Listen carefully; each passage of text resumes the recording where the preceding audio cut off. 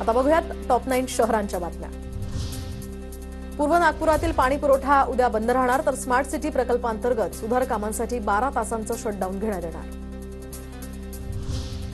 Nagpur tanker मुक्तीच्या वाटेवर 5 वर्षात 326 वरून 58 टँकरवर पाणी पुरवठा, तर हर घर नल योजना या माध्यमातून अंतर्गत घरांपर्यंत नळानं पाणी पुरवठा।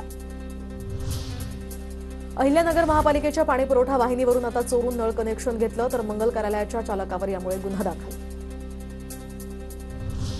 सरकारी योजना राबवण्यात हयगय करणाऱ्यांवर कारवाई करा, केंद्रीय मंत्री नितीन गडकरी यांचे निर्देश। नागपुरातील दिशा समितीच्या बैठकीत गडकरींकडून सरकारी योजनांचा आढावा। नाशिक शहर परिसरातील वातावरणामध्ये कमालीचा बदल, तर पहाटे आणि रात्री थंडीचा कडाका, तर दिवसा उन्हाचा तडाखा। काल कमाल तापमान 34.9 अंश इतकं होतं, तर किमान तापमान 12.2 अंश सेल्सिअस इतकं। महावितरणकडून अमरावती जिल्ह्यातील तब्बल 71,000 वीज जोडण्या खंडित, तर 66 कोटी 92 लाख रुपयांच्या थकीत बिल वसुलीसाठी महावितरणची लगबग सुरू।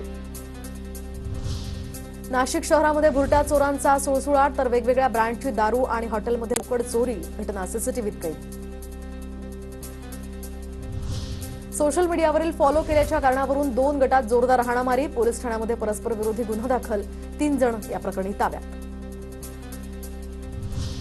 शिवजयंतीच्या पार्श्वभूमीवर कराड शहरामध्ये पोलिसांनी काढला रूट मार्च, तर या ठिकाणी कायदा आणि सुव्यवस्था राखण्याच्या उद्देशानं पोलिसांनी रूट मार्च काढल्याची माहिती।